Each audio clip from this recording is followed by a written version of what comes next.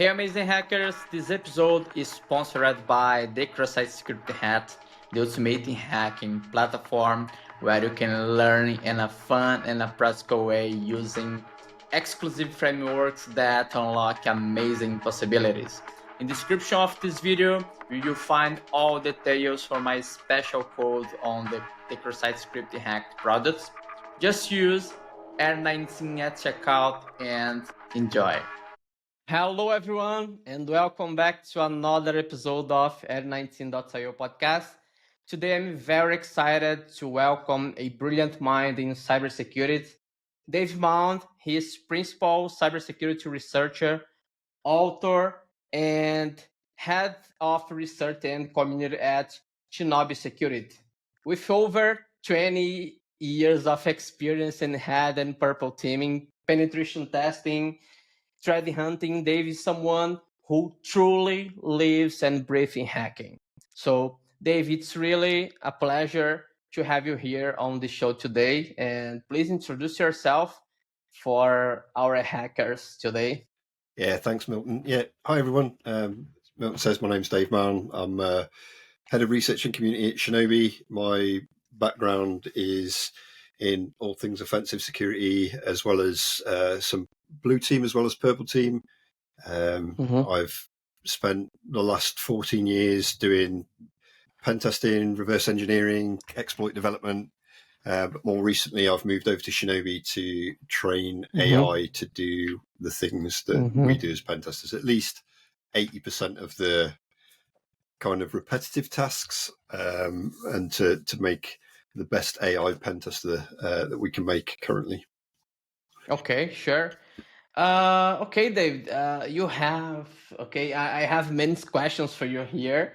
And you have had quite a unique journey from early career in Royal Navy to becoming a leading cybersecurity researcher.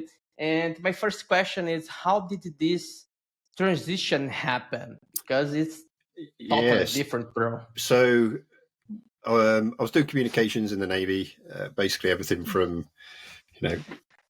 semaphore to satellite communications. I was what's known as an operator maintainer.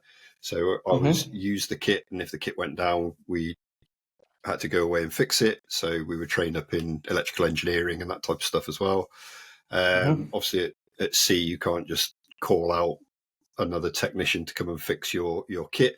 So we had to be able to fix the stuff that we were using. So I've always been interested in computers from a very young age. I think I had my first computer at 3 years old. It was a BBC Model B, where I learned to code in BASIC. And, back then, if you wanted a game, you couldn't just download it. You either had to type it in out of a magazine or go and buy a cassette from the shop. My God, I sound really old now, but geez, just thinking about it, like, well, but yeah, so that obviously typing stuff in from a magazine, you generally make mistakes and have to figure out where in your code those mistakes were. So that taught me sort of bug finding and reverse engineering from a very young age. And I feel like I've just kind of grown up with that kind of mentality and that engineering mindset. So continued doing engineering in the Navy. Then my last couple of years in the Navy, I was actually doing software development, actually in Belgium at NATO headquarters. And I was doing .NET development out there and learning to do professional type of software engineering. So I left the military at that point. That was my half career transition. So normally, once you get to your half pension point, they call it, is where you decide to stay in for the full 22 years, or you can leave and take half a pension. So I left and did software development for a bit longer. My passion was at that time cybersecurity, though. I'd already tried, I'd already sat CH exam and some various other ones. It was just kind of forming into a professional career at that point. So it was one that I wanted to go down. But everywhere I tried to get in, you needed 4 years experience or a degree. And obviously with my Navy background, I couldn't really prove either of those things. So kind of met a wall when I first tried to get into the industry. And then I ended up taking part in the Cybersecurity Challenge, which was a UK government-led challenge to find cyber talent within the UK. And there was basically like a big CTF, but there was 3 different rounds. There was a virtual round, then a face-to-face round, and then the masterclass was like the final. So I ended up going to the masterclass and doing well there, well enough to be offered my initial role in cybersecurity, and that was doing pen testing and security consultancy for a firm that was quite local to me. So I was quite fortunate. And basically, this was there a particular moment that you basically, let me say, inspired you to right now, you basically you decide to change to cybersecurity in this specific moment, or had another moment that you No, I'd been wanting to get into cybersecurity in the early 90s, but there wasn't really a full career path for it. So come around 2007, 2008 period, there was more formalized qualifications coming out for it. I could see that there were, job openings for people who were doing penetration testing and reverse engineering and these types of things. So I wanted to get into it, but like I said, when I left the Navy, everywhere that I tried to get into, I was meeting that wall of you need 4 years experience or a degree. And obviously I went into the Navy straight from college, so I didn't go to university. I didn't have a university degree, and I couldn't prove 4 years worth of cyber from my Navy military side. Okay, and not trying to show your age right now. You have, yeah. Basically, you have been in this field for over more or less 2 decades. How different was cybersecurity back when you started compared today's landscape? Man. Yeah. I think it was difficult to find the wealth of information that there is now on certain subjects, but also the level of vulnerabilities we were finding back when I started was easy pickings. There was always secret injection, there was always cross-site scripting, and everywhere was in such a bad state. And obviously, fast forward to now, like we're seeing a lot less of those types of issues. They still crop up every now and again, but in terms of those more traditional sort of easy win vulnerabilities, there's not that many going around, and I guess that's partly down to the frameworks that developers are building off now, and the way things have moved, and the education that's now instilled in developers as they're moving up as well. So we definitely see a lot less of those easier bugs. Yeah, and do you think that in the past was more easy, or it depends on, because right now you have access? I think there was less to learn, so you could focus more. Like back then, it was all either internal web apps, like that. That's all. That's all it was. We didn't have cloud. Cloud's a relatively new thing. So the attack surfaces were a lot smaller, a lot narrower. So focusing on like just doing an internal pen test and doing web apps, you could actually skill up quite quickly. Whereas now you kind of have to know or specialize in like doing cloud-based red teaming or doing internal-based red teaming or hybrid. So I think there's definitely a lot more to learn now. But again, with that comes a lot more information that's a lot easier to get hold of to be able to learn that type of stuff as well. Yes, I agree with that. In the past, really try to find really good materials in the past was really a hard experience, let's say. Right now it's with AI, it's more easy to create things. Like AI has drastically reduced the exactly. the time to learn. Exactly.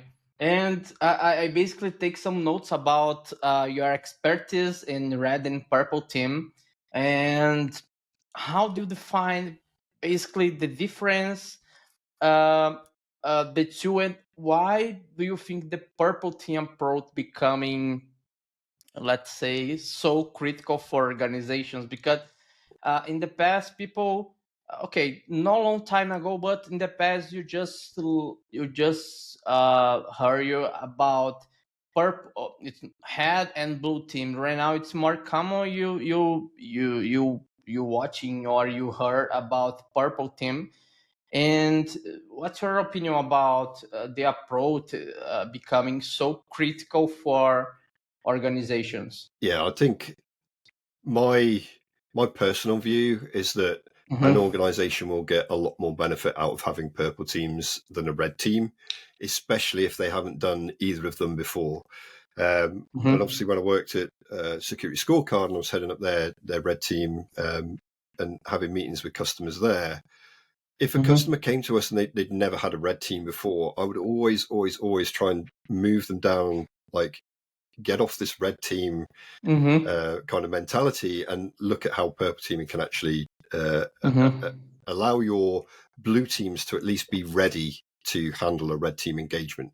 Because what we would see is that we'd go in and do red teams and, pull out all the magic of running a red team, and the blue team Mm-hmm. just either didn't see it or they had no way of seeing it. But we didn't know that they had no way of seeing it because we've never worked with that customer before. So you go in and say, oh yeah, you didn't see this, you didn't see that, and we were able to Mm-hmm. get here and get there, and it felt like fighting a guy with one arm behind his back, because you find out at the end of those meetings that, oh well, we didn't actually have any events for that type of lateral movement, or we're not monitoring for Mm-hmm. that. So I'd always sway them more towards going for a purple team to at least make sure that your blue teams have all of the necessary training and information and the ability to ask the red teams, like, hey, what are you doing here? Like, why are you looking to move to this area, and things like that, just Mm-hmm. so that they can get their head around what an attacker's going to do. And I feel like that two-way conversation and allowing blue Yeah. teams to learn more while you're there is way more beneficial to that organization.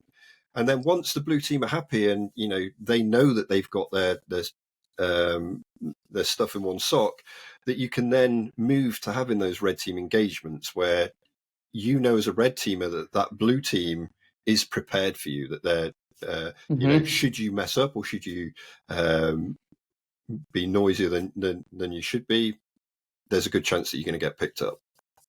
Okay, sure. It's a great insightful. And what's your process for thinking like an adversary when you are leading one engagement, for example? Because you like you said, you basically uh, it's thinking out of the box. You need to think out of the box, It and in it the is, next.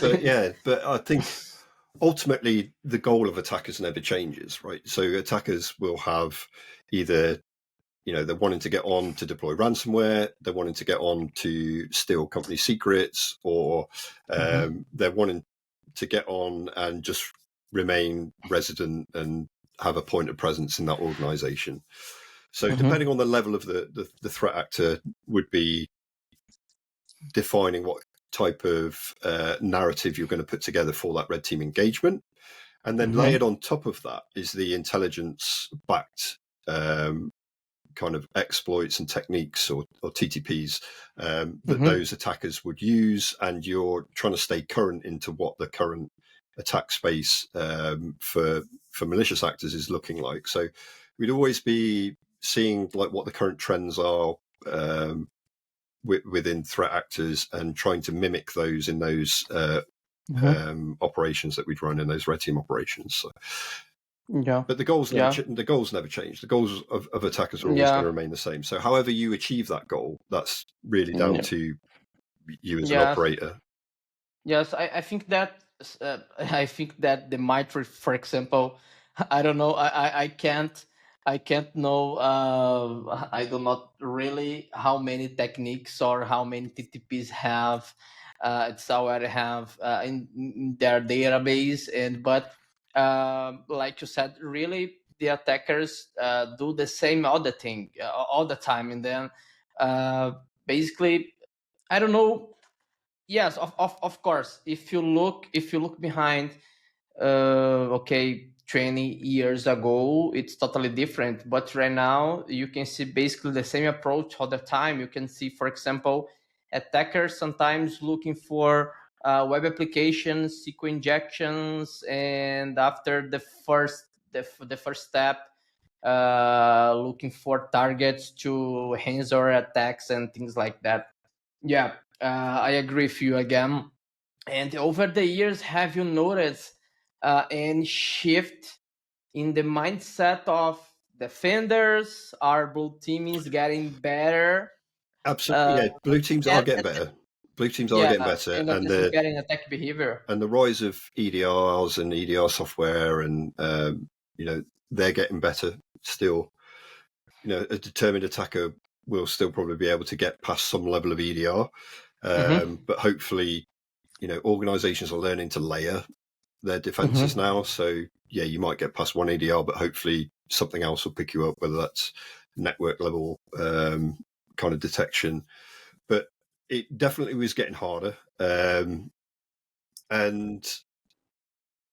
that kind of made it a lot more interesting for me as an attacker, because then it would force you into going and looking at places where you wouldn't normally go. And again, this goes back Mm-hmm. to thinking how current threat actors are running operations. But the amount of times that you go into an organization and they've got like all the bells and whistles for all the security products, and you just go on their SharePoint and you search for API key or password, and you start getting stuff from SharePoint. You're like, well, Mm-hmm. I don't need to do Yeah. like any difficult types of attacks, because you're making it easy, because you've got devs that are putting AWS keys in how-to documents online and stuff. So it just it I think it just makes you think differently. But absolutely, organizations are getting better. So they Mm-hmm. are taking note of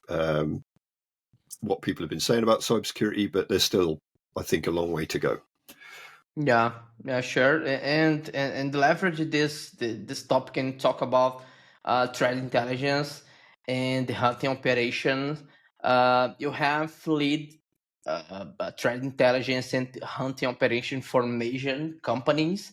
And in your opinion, what are some of the most interesting trends or threats you are seeing right now?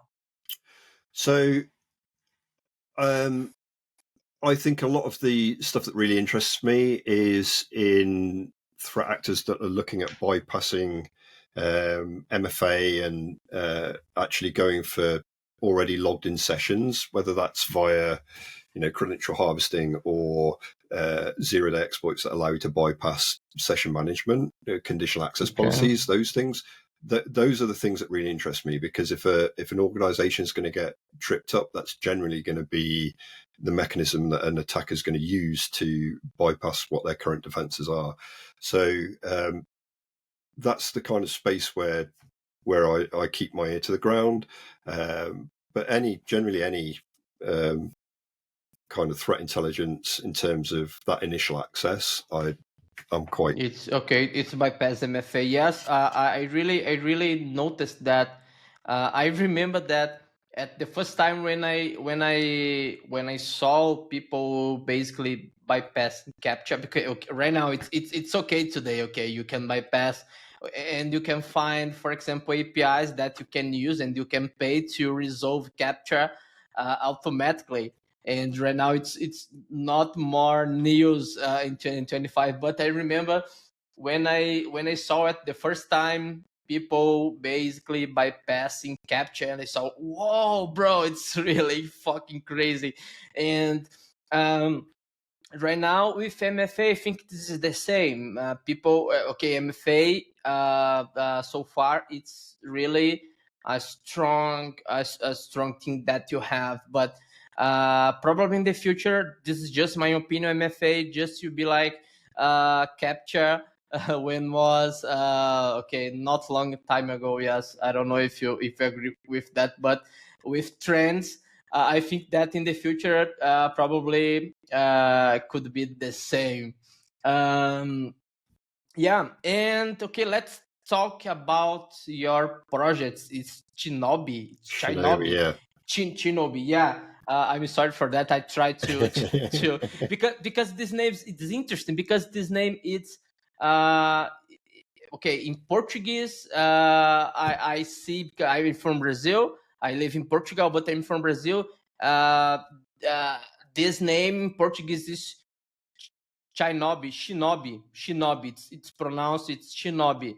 But in English sometimes you can see Shinobi, but it's Shinobi. Yeah, Yeah. it's a little bit crazy to to try to, but I try to I try to remember at the end of this episode.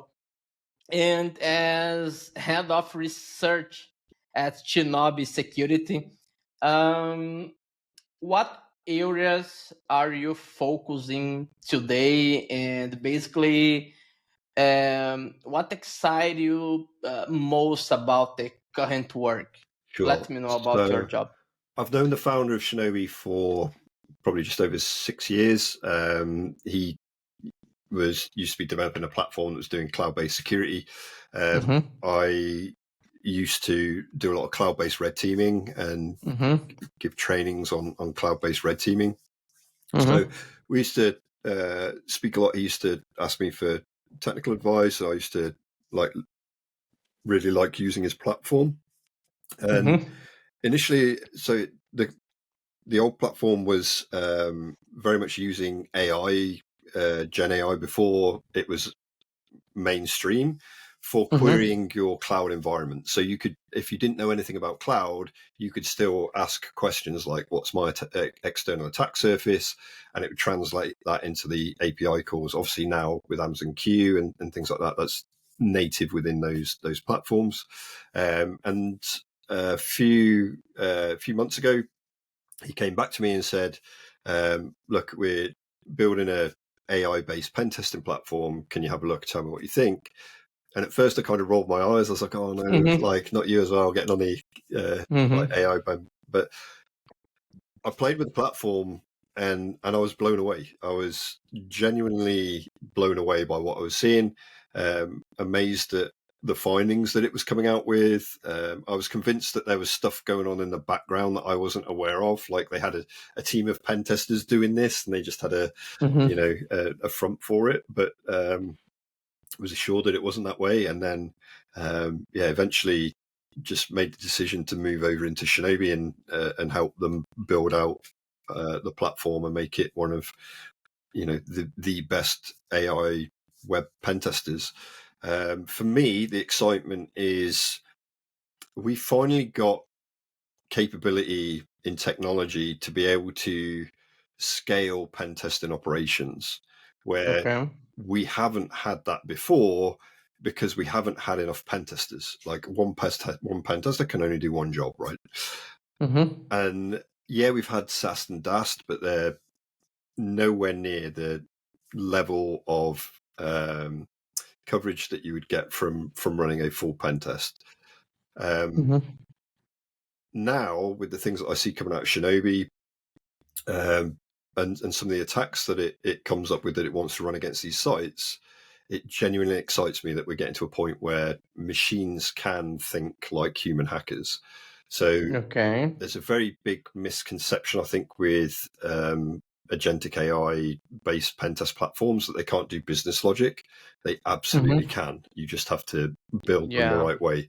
And some of the stuff that Shinobi will throw out there. So we threw it at a news site, major news platform, and Shinobi found a paywall bypass for their subscription. Very much business logic, but one of the ones it wanted to do was run Mm-hmm. Yeah, it's was this is really this is really interesting. I don't know if you I don't know if you wanna share with us your platform. You were really to show to something here because like you said, it's not one agent, one not this is not one AI agent just receiving something, but your platform basically really tests business logic and stuff like that, and this is really amazing, bro. I don't know if you can show something here because. Let me just pull it up, and then I'll share my Okay. screen. Yeah, for sure. Go ahead. One of the other things that Shinobi came up with was so we were running against another news platform, and let me just put up the platform and we'll talk about that Yeah, it's first. fine. It's fine. It's fine. Take your time. Yeah, but this is the interesting. Before you share your screen, while you try to share your screen, how do you balance basically the deep technical research side with the need to communicate complex file to executives and non-technical stakeholders? I think that your platform can show me something, because this is really a complex form to try to convert this. Yeah. So okay. So I mean, Let's go. the platform has been built by AI engineers and pen testers. So it's the AI engineers have just mind-blowingly been able to put this platform together. And then as pen testers, we've gone in and given Shinobi the mindset and the methodologies that we use when we're looking at approaching doing a web app test, right? Or an API test or a mobile test. So in the platform, we don't just have one agent. There's a swarm. We call it an agent swarm. And all of these agents have different roles within the pen test platform. So there'll be, the pen tester himself. There'll be a manager for that pen tester. There'll be like an overall test coordinator. There's research agents, DevOps agents. So there's a whole team of agents that work together to ensure a successful pen test.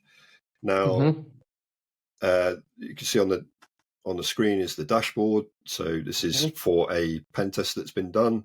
And they're the typical kind of metrics that you'd expect from a pen test. But to kick off a pen test, we have a very simple scoping form. So let me just reset this. So first of all, you'd give your application name and description and what type of application it is, whether it's a web or an API, or in the experimental phase at the moment, we've just released the mobile testing. So you can test mobile apps as well. So I'll say Shinobi, and then you give it the URL that you're going to test, and the application description.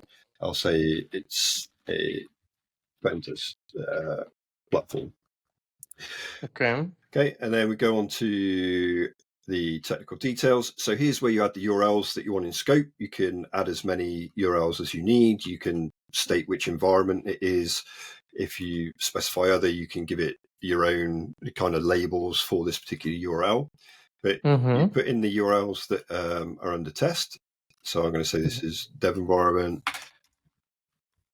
Oh, I can't type them up.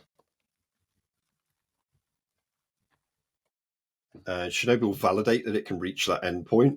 So it should go green. There we go. You can also configure custom headers and user agents. So if you have particular headers that you need to use during that engagement, and this is really beneficial for the blue teams of companies that you're running this pen test against, so that they can, if they see any alerts coming up, they can quickly go in, see a user agent was something belonging to Shinobi, and then mark that down as being a false positive. But you can configure user agents and headers there. If you've got open API, Swagger documentation, you can upload that, or you can point it to a public URL for that file. And then Shinobi will take that information for those APIs and add it to its knowledge base. After that, credentials. This is my favorite. Like being a pen tester, this is my favorite bit of Shinobi, because I now no longer have to do this recording of steps for a login process, like how you kind of have to do in some other platforms, where you have to record all of the different calls in that login process. With Shinobi, you just give your login a role. So I might say this is like a marketing login. Give it a username and then a password. And then you would specify which URLs this works with. So if you've got more than one URL in your scope, you can actually specify where this login is going to work. So if you're doing cross-tenant and you've got like one of your URLs that's in scope is for tenant 1, and then your second URL is for tenant 2, and this is a user for tenant 1, you could just specify this is only going to work on this particular domain, right? Then MFA, we support natively TOTP, so the agents have their own authenticator app, which you can pre-populate with the HTTP URI. It's awesome, because probably the most part of platform don't support natively MFA, and your platform already support MFA natively. It's really awesome. Yeah, and coming up soon, it'll have its own email per project and its own SMS per project. So, if you're doing any email-based MFA or SMS-based, we still support it at the moment. The only difference being is that as a test coordinator, so if you set up the pen test, you would just get a notification from Shinobi saying, hey, I'm trying to log into the site. I've just requested an SMS MFA token. When you get it, can you please enter it here? And it gives you a login back to the platform to go and enter those details when they arrive.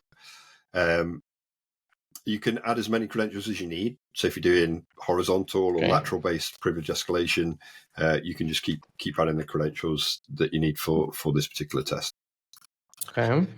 Next is payment methods. So if you're doing any payment processing, you're doing a checking or you're testing like checkout functionality in a e-commerce platform or banking application or anything like that, we have the generic test cards available. You could also add a custom one if you need to, and that's going to allow you to put in whatever card you need. You could even give it a real one if you wanted to, if you want to be that brave. That's awesome. But okay, in this case, when if I'm testing one platform, it's like one e-commerce, for example, and I, for example, have a checkout page. I can use or your platform you use, for example, this checkout to use one credit card testing for this proposal, right? Yeah. So normally, we'd be testing a dev environment or working with the organization who are having the pen test, and they'd say, oh yeah, can you use this particular card for the checkout process? And it's one that the developers know, and it's either whitelisted or it's one that's allowed for that particular environment. So that's interesting. But yeah, you select as many as you need, and Shinobi will basically keep them in his pocket, and anytime it gets to a checkout process, it will whip out his credit card and just go through that as a normal human would. So that's it for that one. And then we've got two last questions. This one is about scheduled downtime. So if you are testing a development platform and the devs take it down every evening for an hour to push out updates, you can set that up in here, as many as you need. And all that happens is Shinobi just pauses what it's doing, goes to sleep. At the end of that maintenance window, it'll wake up and then continue testing. Okay. And then the very last question is like a catch-all. So this is any other notes or scoping requirements that would be needed for this test. And this is free-form text. There's no YAML kind of format or JSON that you need to put in here. It's just literally natural text, and these would be things like don't do denial of service type attacks. Don't do. You just need to write something to AI agents to understand what the purpose of the platform. Okay, yeah, sure. No, this is like just what you want for the scope. So between this, you don't need to fill this in. The only thing Shinobi really needs is just the URL, but all the rest of this is just filling it out and giving it what the scope is for this engagement. So even if you forget here, I mean, that's the last question. So what happens now is that you review your answers, confirm it. There's a small disclaimer that you understand the risks involved in pen testing and that you own the domain or you have permission to test the domain that you're testing. And then Shinobi goes away and we'll start exploring that application. Now, how that works is I should have one here that's exploring. So this is our testing instance. But there should be one that's exploring here. So this is Shinobi that's on a test at the moment and is exploring that application. So as you can see, it's exploring it as a human would. It fires up a browser and it starts going through the site, seeing how it logs in, all the different information. And this is Shinobi building up its understanding of what this application is and what it's doing. And you Okay, and basically, while this live exploration are running, you can interact with your agents, or no, this is not. this is just Shinobi doing the reconnaissance phase and Okay. figuring out Okay. what this site is, what it's doing. You can pause it, you can stop it, but there's no real interaction at this point. Mhm. But at the end of this phase, this takes anywhere between 30 minutes, 3 hours, depending on the size of the application, how many roles you're testing at the same time. But yeah, anywhere sort of 30 minutes to 3 hours. And once this is finished, Shinobi will come up with attack scenarios. And if I come into here, Okay. let's go on to this one. So what you'll see are these individual attack scenarios. And these are a blend of your sort of traditional OWASP type vulnerabilities, as well as business logic type issues and things like that. Mhm. So in here, you may see unauthorized API transfers, initiate unauthorized fund transfers between any two accounts via an API. So very much sort of business logic type attacks. Yeah. We've got one in here for a news site, and one of the ones that it wanted to run here was a disinformation campaign. So this is a very much a business logic thing. Yeah, for sure. No scanner is going to try running a disinformation campaign on an organization. It just thinks that based on what it's seen, if it was able to do this, this would be detrimental to that organization. So it thinks about how impactful attack scenarios can be to that particular application and that organization that owns the application. So Okay. yeah, Yeah, obviously that one was it's de-scoped. interesting. I didn't want Shinobi to try and run that because Shinobi will try its hardest to actually complete that objective. So what happens Okay. is, it generates all of these attacks, and you can, if you're not happy with them, you can de-scope them. You can also add in quick attacks. We call them quick attacks. These are ones where you can give Shinobi a particular thing to go after. And it could be that that you've pushed out some changes on your application, and you want Shinobi to focus on those areas where you've made those changes. So you can be quite granular with this. You can give it specific URLs to test. You can give it supporting information like the code behind that's been changed, and Shinobi will take all of that information in when it's planning its attacks. Once you're happy with those attacks, you start them off, and what happens is just pick one of these. Shinobi will look at what its objective is. So in this case, it's take over an authenticated session using the JSessionID cookie to gain access to customers' banking functions or the administrator's user management dashboard. So we surface two of the agents, actually three agents, to the users. So you'll see this red guy and this blue guy. This red guy, he's the penetration tester, and the blue guy's the pen test manager. And what will happen is between them, they'll look at the objective, they'll come up with a hypothesis, and then once they're happy, they'll start testing it. And you get to see everything that they're thinking and everything that they're doing. So you get to see what they're seeing through the browser, everything that they're planning on doing, and everything they're going to try. So you can follow along this particular attack scenario. And they basically keep working through this. You see all of the commands that they're running, all of the output, and they keep working through it until they've either successfully exploited or achieved that objective, or they've run out of all the ways they can think of to achieve that goal. So what you may see here is this guy. So this is the third kind of persona that's presented to the user, and we call him the sensei, but he's like an overall test coordinator. He's sometimes like a bit of a bug bounty triage agent. Okay. But he'll basically say, No, some other agents already reported this vulnerability. It's a duplicate This finding. basically check false positives and things like that. It's the first step in removing those false positives. So he'll look at Okay. it from a security perspective. He'll go, does it make sense what they're trying to tell me from a security perspective? Have they given me enough evidence to support what they're saying? Has another agent on another attack scenario already raised this as a finding?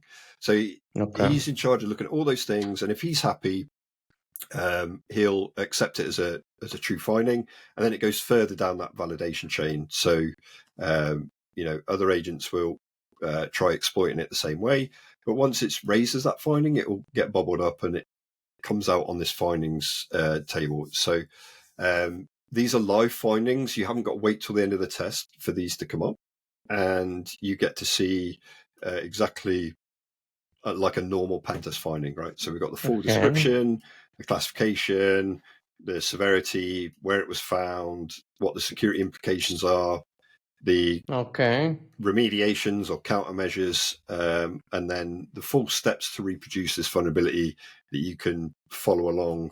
That's awesome, bro. And come to the same conclusion. So yeah, that's really fucking crazy, bro. Yes, I never saw something it's close before, because you have basically one platform that conduct one complete penetration testing, show the commands that was ran and things like that, and you receive all the steps, and you have agents to check false positives, and this is really fucking crazy, bro. And this platform, it's already available for the market. We went to market about 8 months ago, so we've been taking a lot of orders. There's a lot of interest in Shinobi. We're seeing a lot of uptake from dev teams and QA teams, because they've finally got a way to kind of run these types of security checks without having to lean so much on a security function or get external pen testers in or wait for those. Some organizations that we spoke to, their CI/CD pipeline is backed up because there's a lack of testers to be able to test stuff before it goes out into release. So their release cycle is based around when pen testers are available, which is bonkers, exactly. Right? Like, we shouldn't be in that position. So I think Shinobi really alleviates a lot of those issues and a lot of those problems. And for me, I see Shinobi sitting firmly in a continuous testing cycle where maybe once a month you'll run a full pen test. But if you're doing periodic releases, like daily releases or something, you can just do a quick attack for what you've released, give it your description of what's been changed in that release, some of the supporting code or where those URLs are, and then just do a quick attack for those little mini deployments that you've done where you don't need a full pen test, end-to-end pen test, but you've still got a monthly cadence of full pen tests to kind of catch everything as it would be in a for kind of chain attacks or how. That's really interesting, because you can put this inside your environment and CI/CD environment, and you can integrate this platform with CI/CD environment, and you really can gain advantage, because the most part of businesses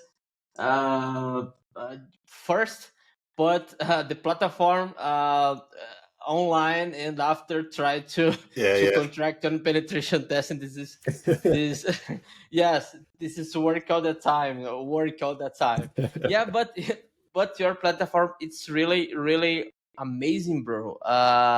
We needed to create another episode to only talk about your platform, because your platform it's not only functionary, but it's really beautiful.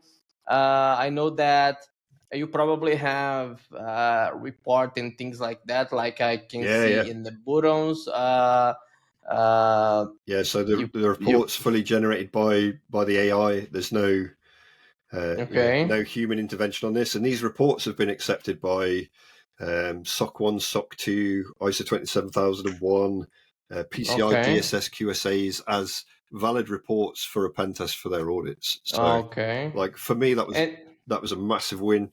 But yeah, I mean, the report's exactly how you would expect a Yeah, good quality pen test report from. usually pen testers don't like to do the report, and then Yeah. yeah, usually pen testers just like to put hands on, but when needed to write report, it's really boring. And okay, bro, I feel the same. I feel the same. Yeah, bro. But your platform, I'm really proud for you, because your platform is really fucking amazing. Thank you. When the uncle had told me about your job, about your path, and about your platform, I just thought, bro, I need to talk with this guy because this guy, it's really amazing. And really thank you for sharing this your platform. I really needed to create one webinar to talk about your platform, because it's really, I know that have really many functions that okay you can explore, and yeah, I'm really excited to test your platform. Yes, really I really, and I have a question. Uh, People already can get license for your platform. How do you license your platform? You Yeah, already have. so we have two different ways. One is like a credit-based system where you pay for pen test credits, and that's on the sort of working assumption that one pen test credit would kind of equate to what I would class a small or medium size pen test, maybe a couple of different user roles. If you're doing a larger application and you're doing a lot of user roles, it may take 2 or 3 credits. But the way the system will work is that after the exploration phase, so that exploration phase that you saw where Shinobi's exploring, it will come back after that and say, this is going to cost you X amount of pen test credits for this pen test. Okay.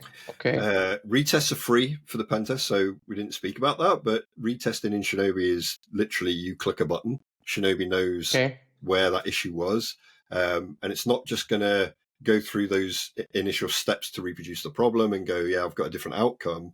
It's going to look at retest. It's going to look at the underlying issue of why this was a finding in the first place. So let's say it was like a SQL injection issue, and your developers have put a patch in, and you want to retest it, you hit the button. Shinobi's going to go, well, this was like SQL injection initially. How would a developer have maybe tried patching this? Well, they've may try to do some like custom character sanitization or some custom input sanitization. Can I do any workarounds to still see if there is SQL injection? So it's going to make sure that it's a full fix and not like a partial fix that may have come in. So it's not just going to do its initial steps. It's going to do a whole new audit around that one particular issue, which is really valuable. Yeah, that really makes sense, because okay, when you thinking retest, you are focusing on finds that you found in another in your first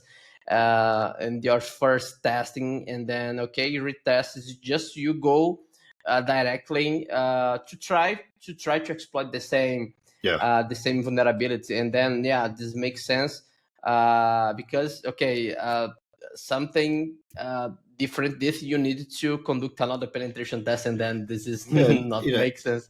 How many times have you seen a CVE come out for an issue and then they go, oh, we fixed it, and then a week later there's another CVE because they didn't fix it properly, there's still an issue there, and someone else has found like a way around whatever they've done to patch it. So Shinobi's designed to kind of do that before you have to raise another CVE, and you can say, yeah, we fixed it. Sure.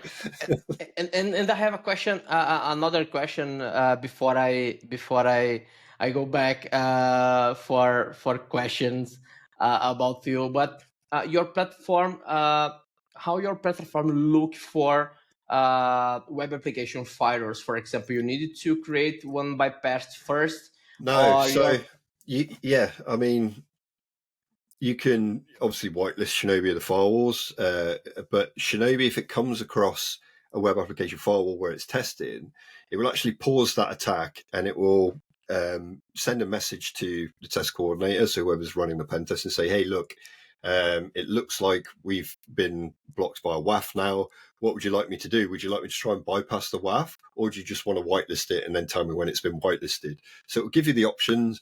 The same thing if the site goes down or the site's not responding properly. Shinobi will just pause a test and raise it as an issue. So you get an email from Shinobi saying, you need to have a look at this test, and it will say, like, I'm not able to hit this endpoint anymore where I was before. I think the site may have gone down.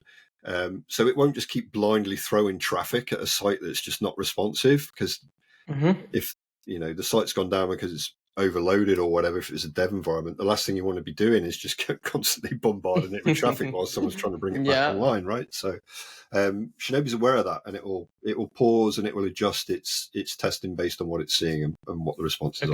Okay, sure. That's really, really interesting. And like I said, I'm really excited for test your platform. I need to buy some credits to testing my applications. And again, thank you for sharing your platform. I'm really proud for and I really like to see platforms like that not only this is not like a burp suite, this is not like, this is totally different. This is really conduct a real penetration test with report and with and try to see false positives and things like that, and then this is really can create a strong a way to conduct a penetration testing. Then that's really, really amazing, bro. I really like of this type of approach. Really, I'm really surprised with your platform. And that, when I first saw the platform, that they were all the things that kind of went through my head. But I think for people just to understand the capability, because I still think that there are people out there who think AI is a bit meme worthy still, but it's really not. But it's only not meme worthy when it's done right. So when you see a platform where it's been done right, this blows me away on a daily basis. I'll give you another quick example of something the other day that I was completely mind blown by. Shinobi was testing a domain. It figured out that this domain was being hosted in AWS. So it wanted to see if it could find other infrastructure in AWS that was associated with this domain. So it was going to brute force some of the other AWS endpoints. So it was looking for like APIs. It was looking for load balancers, EC2 instances, S3 buckets, that type of thing. But Shinobi in the trace was like, well, I'm going to brute force. I want to try and make my life easier. So I know this domain is a UK-based company. Therefore, I'm going to focus my brute forcing on EU West region AWS. And I was like, what? Like, I hadn't told it was a UK-based company. It worked that out from the domain. And then to put that it's a UK-based company, so they're probably going to be hosting what they've got in EU, like West region. I was like, my God, like for a machine to come up with that level of reasoning, just blew my mind, right? That's crazy, bro. That's crazy. I'm really, yes, I have some applications that I've testing with another platform. I really like to test many platforms, and right now I have many. But your platform, it's really, really amazing. I'm really excited to test your platform with some UR, but this is totally different because you don't have only one AI agent thinking, but you have multiple AI agents in multiple phases, and that's awesome, bro. Yeah, it's like having a team at your disposal. Exactly.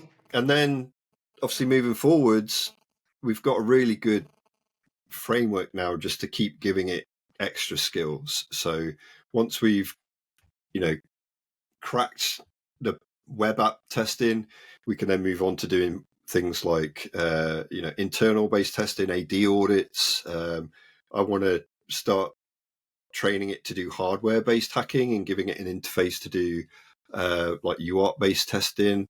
I saw Matt Brown put out a video today about that, and that's something that I've been thinking about and having discussions. How do we get AI to be able to do things that testers sometimes struggle with, but it's not really that taxing to do, right? If you've ever done hardware hacking, the hardest bit of hardware hacking is just knowing where to put your pins, right? So once you're on, it's very. I heard this question all the time, bro. Yeah, really. Yeah, this question, it's all the time in my life, bro. Do you think that AI you replace human and things like that, bro? I heard this all the time, bro. Yeah, no is my answer. There's still going to be things that humans are really good at. I think what AI is going to do is it's kind of like a ratio. I think that 60% of what people are doing now can be automated by AI, like straight AI. 30% of what someone can do now, you can do with AI, but you still need to be like in a co-pilot mode, or pardon me, in a co-pilot mode. And then there's 10%, maybe more, less either way, but that's kind of like the ratio that I go with. So what I want to do is free up my time to do the 10% of stuff that AI can't do and allow me to scale. Okay. And I see there's not enough good testers in the world. And I see that tools like this in a good tester's hands is going to supercharge them to be able to do more tests and also free up their time to do the more interesting stuff that they actually want to do. Like not doing report writing, not doing, lengthy scoping, and just to be able to deep dive into areas where we know that AI is maybe lacking some of that capability. But in terms of the other thing that we hear a lot is like, is this going to kill off the juniors? Because do you still need a junior? I think this is in the hands of juniors. Like we've trialed this with pentest consultancies, and one of the feedback that came back was they loved it because when you go into like an issue here, let's pick this one, IDOR in fund. Let's say you've never seen this before as a tester, and you want to know how Shinobi came up with this. You can go and look at the test log and see exactly what Shinobi was thinking and the controls and the commands that it was running, how it was deducing the next thing to do from the command output, so they can learn on the job while they're using Shinobi. But you still need to have an understanding of like basic security concepts to be able to understand what the output is, right? But I think it's going to train up a lot of junior testers on the fly. So I think it's really providing us with a lot of benefits. And I'm excited to see where pen testing goes.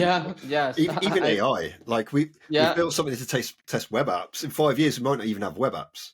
It might just be AI talking to AI, and it might just all be API like stuff going on.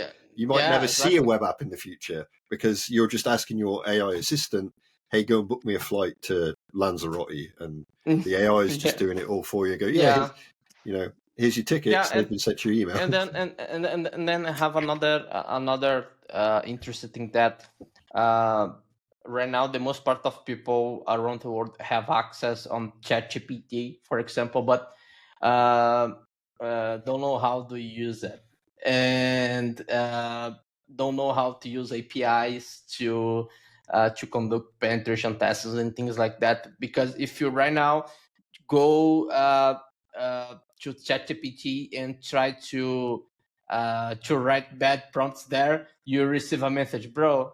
I could do not to go ahead because this is and this is not a easy task.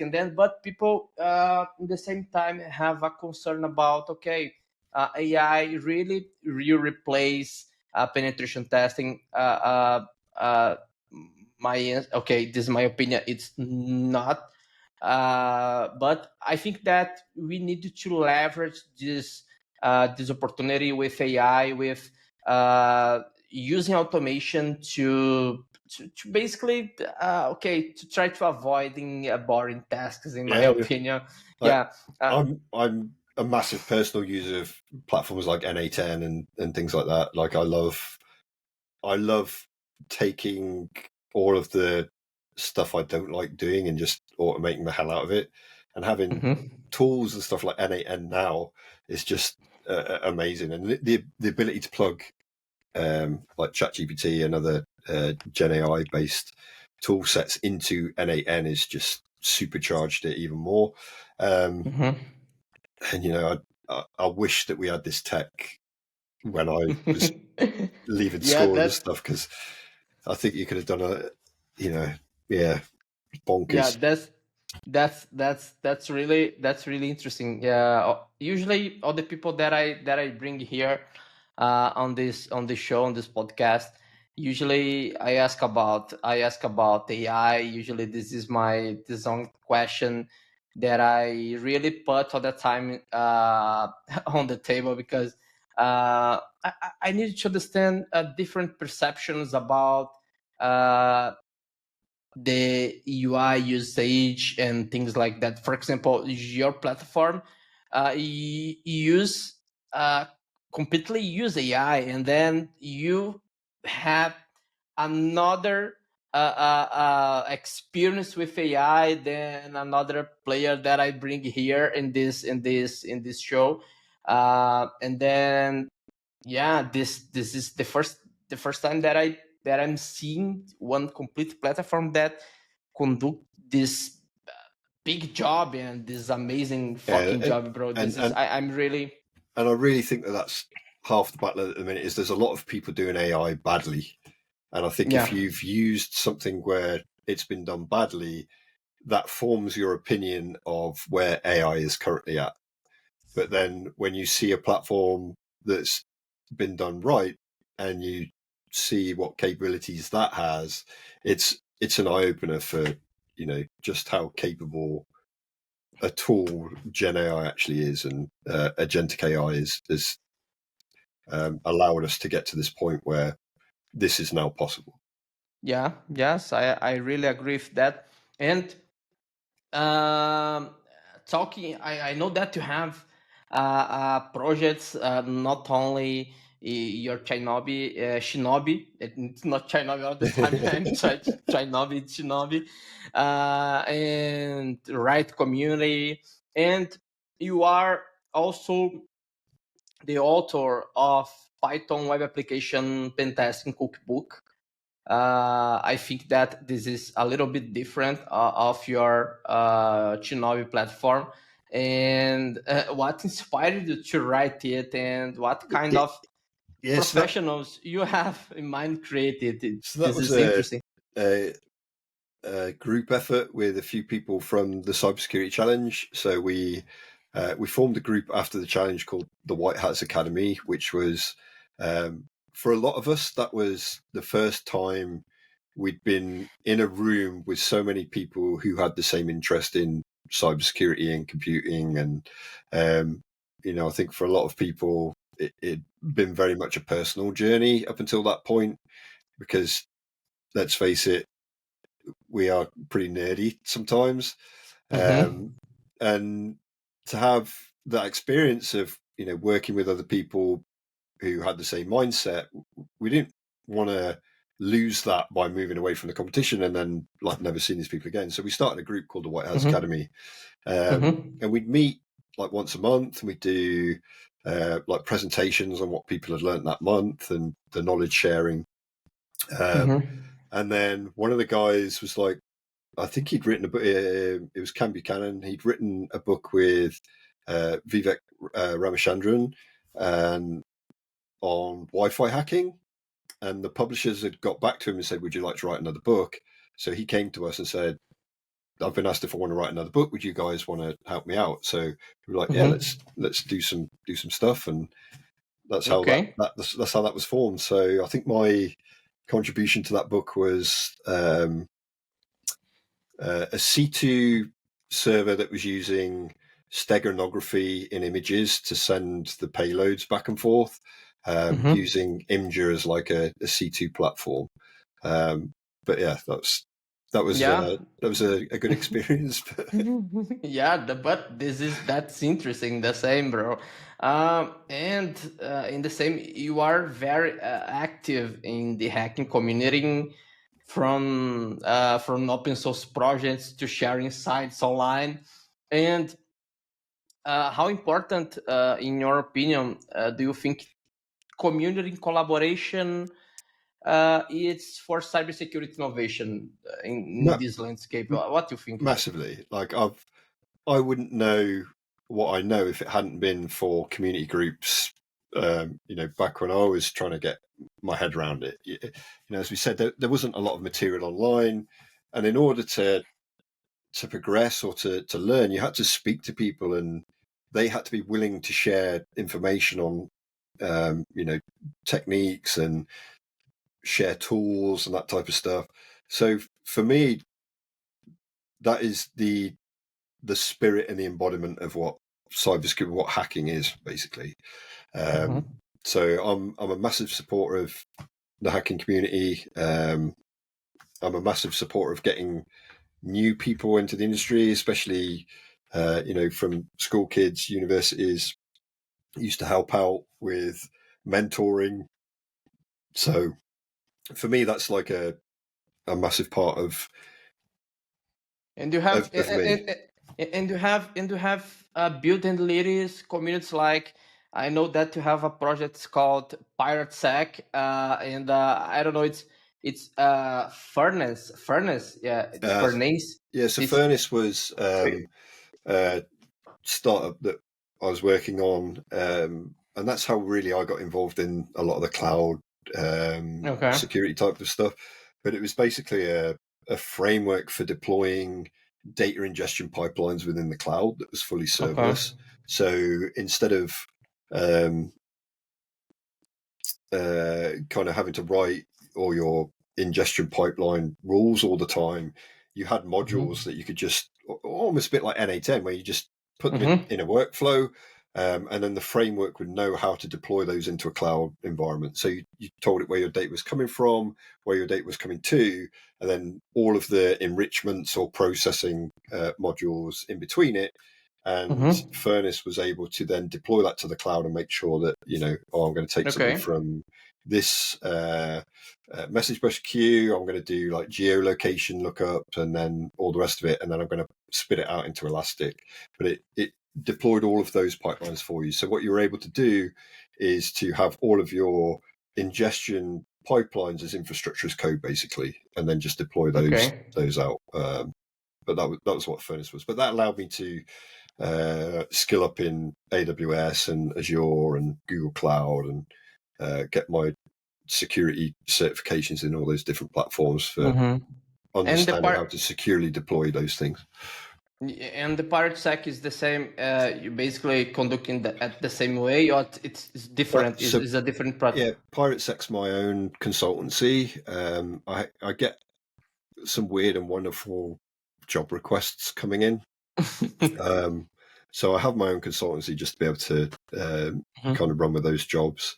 There's one at the minute where I'm helping some treasure hunters. I built a secure working environment for collaboration for some treasure hunters who have gone out to find some treasure in the ocean. They obviously they heard that I was a security guy from someone who was working on the project, and then they heard what my name was, and they were like, "He sounds like the ideal person to be helping us." So, but yeah, they're out trying to find this treasure at the moment, but and they're doing a Netflix documentary about it all as well, which is pretty cool. But yeah, that's I can't really say much more about it. And then just the odd pen test and things like that come in. But so PirateSec's my own consultancy. My full-time job is with Shinobi now, as their head of research. So I'm primarily involved in things like, how do we accredit AI? How do we certify AI-based pen testers? I used to have a training consultancy where I trained pen testers, and you train up a pen tester, a human pen tester, and at the end they're given a certification. How do you do the same for AI? Like, do we have to have certifications for AI platforms to say that they're a CREST certified pen tester? Do they need that from a legal standpoint before you release them into a customer's network? Like, all of these questions are things that rattle around in my head and questions that I try to answer now. Yeah. And then also the other side of it, trying to make Shinobi a better pen tester, and also validate how good it is at the moment in terms of doing things like the CAPI exam and the CWAP exam and things like that. So just to showcase its abilities, for me to understand where Shinobi's at on a skills capability level, and then where we're going in the future, and what do we need to wrap agentic AI based pen test platforms in for them to be worthy of testing production environments in organizations and stuff like that. Yeah, So, that's really a hard task to the future. Really, really to understand how because I don't know all the capabilities right now with AI agents. You have really many capabilities. And you have more. It's more accessible to creativity, and you have more flexibility to and to don't waste your time with things that you can just ask for AI. Yeah, I'm really at the side of of AI. Yeah, for sure. And I have a question for example, for those just in getting started in offensive security, what skills or mindsets do you think are essential today? What do you think about that? the same mindset today as it was 20 years ago. It's that drive to learn and to understand and to scratch at the surface of things until you understand what it's doing underneath the hood, right? Those are never going to change, I don't think. But just, I mean, it's such a broad space now. If someone says to me they're a cybersecurity specialist, and you're like, well, what domain are you in? Like, cybersecurity is such a broad thing now. Where are you positioned? But the beauty of that is there's so many different areas that someone wants to get into this space. There's a lot of different ways into it. From the human side, or from the machine side, the AI side now. There's just find something that you enjoy doing, because you're going to be doing it every day. So if you don't enjoy doing it, then find something else to do, right? Yeah, for sure. And leverage this and let me know. Okay, this question. I think this is the same for me, but how to avoid burnout in this field? I'm the That's wrong person to ask, like, how to avoid burnout. Like, I am constantly up till, normally 1-2 o'clock in the morning, just watching YouTube videos, or coding, or like trying stuff out. And I flip flop between tasks. And I think the biggest thing is just to try and take some time away with, like, no tech. Like, just leave your phone at home, go for a walk, and just force yourself to take that time out. Get a lot of sleep. I fail at doing that, but I know that that's one of my weak points. But that is one thing that I will say is, like, get sleep, look after your body, look after your mind. How many hours you sleep, bro? How many hours usually you sleep today? Probably 5 hours sleep, 4 sometimes. Yeah. But I've been for example, I've been with friends that usually say, okay, bro, okay, usually the medicine say, okay, you need to sleep 8 hours per night, but I know people that just sleep 4 hours or 5 hours and feel better than sleep 8 hours. I think this depends on your body, but yes, today I'm sleeping more. I confess that I sleep more. I try to sleep minimally 7 hours, because right now I take some medications, and I need to sleep more. But this is just a piece of cake, bro. But that's interesting, because you probably work in your project a lot.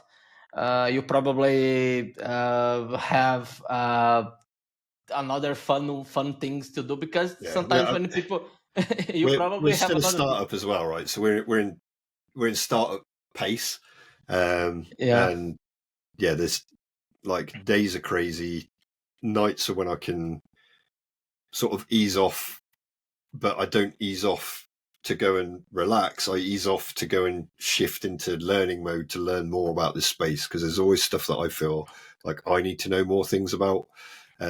Especially when you get given a title like head of research, you feel like you need to know everything that yeah, you're talking about, right? So yeah, exactly. I find myself constantly engaged in like what are the current trends in AI, looking for ways to solve problems that we currently have as well, and thinking about how to overcome some ways of allowing agents to do more things. And yeah, so I'm constantly researching, constantly Yeah, that's looking at crazy, stuff in the because when I ask you about rest, you say I basically rest. Okay, writing something, search yeah. But something, that find something, like that's all that that's how stuff. I relax though. Like I relax by I don't learning new relax, bro. stuff. It's weird, but Yeah, yeah. yeah, yes, yeah, bro. I really yes, I play drums. Some people that I know that I play drums. I love play drums, but Oh yeah, I I've seen I, your I videos. Yeah, yeah, yeah, yeah, yeah. thank you for that.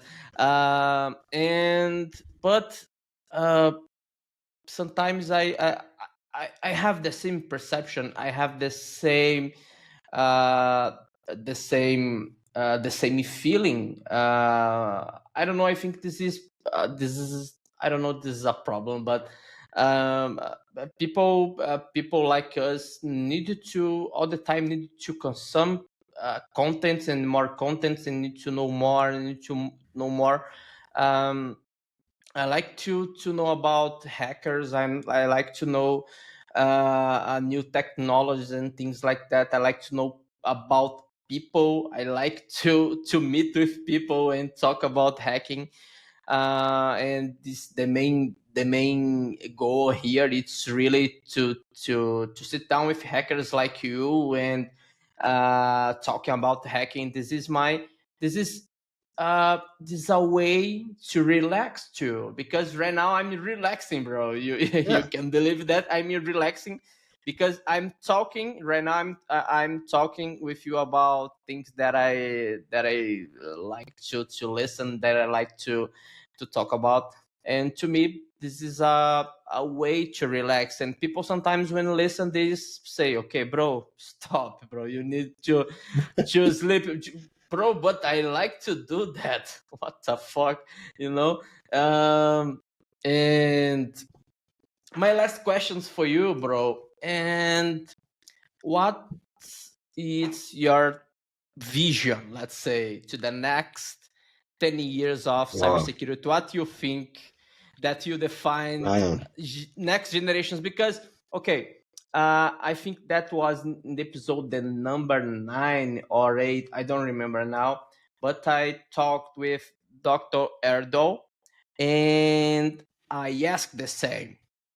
And he said, I think that the future will be AI, because let me remember. Okay, 15 years ago, when someone asked me what the future, I said the future will be the cloud. And right now, I'm living the cloud, and I know that the future will be the AI. And bro, I asked the same. I asked the same you, because okay, right now you had built one AI platform, and that's really interesting to know about. I definitely think AI will be more embedded in daily lives. Um, 10 years time, I think there's probably going to be more robots. Mhm. Sounds a bit weird. I don't know what capacity they'll be in, but I think we will see robot helpers around the house. In terms of where we're at with cybersecurity, I think AI will be fighting AI. I think there'll be AI red teams and AI blue teams, but there'll still be a human at the helm, kind of giving them the directions. That's a great fight, bro. Yeah. Or we may get to a point where we have to send someone back in time to stop all this happening in the first place, and end up with a Terminator kind of storyline. I don't know. One thing I know is it's going to be exciting. There's still going to be stuff to learn. There's still going to be things to secure. There's still going to be personal data to secure. There's still going to be company secrets to secure. So there's still going to be jobs. There's still going to be people in those jobs, but I think they're just going to be supplemented by AI that's supercharging what they're doing. That's really interesting because yes, I have many things about AI that's really interesting because how much more I go deeper, I know that I don't know nothing about AI, bro. That's really fucking crazy. And I really needed to study more about AI. I needed to put my hands on new technologies about AI, and really needed to leverage more this impact, bro. That This has been an amazing conversation. Your career from Royal Navy to red teaming, research and writing show how patience and curiosity can evolve into mastery. And thank you so much for sharing your journey, your insights, your perspective on the future of hacking. And please say something for our hackers. Say something for our hackers. And yeah, you is free to say something now. Thank you very much. No, firstly, thank you for having me. I've really enjoyed talking with you and chatting with you, and some great questions there. For your hackers out there, keep what you're doing, keep up the good fight. We need people who are helping secure organizations and making our data ultimately secure. Stay inquisitive, try and stay on top of trends. Don't be afraid to fail. Don't be afraid to throw yourself in at the deep end, because that's normally the best way to learn. So don't be scared to get involved into something, even if you feel like you're at your depth. Yeah, I really appreciate your time, Dave. And to everyone listen, don't forget to check out Dave's book and projects like Pirate Sec Furnace. Was another fucking episode of N19.io podcast. Please stay tuned and see you in the next episode. Dave, thank you so much, and I really appreciate your time again, bro. Thank you, Milton. And if anyone wants to know more about Shinobi, https shinobi.security. You'll find us there. Go there and follow Dave on LinkedIn page, on Chinobi. Okay, bro. At the end of this episode, I'm not fixed this in my mind. What the fuck's going on? Okay, it's Chinobi Security. Go there and follow Chinobi Security. Follow Dave Mound, and don't miss, and see you in the next fucking episode.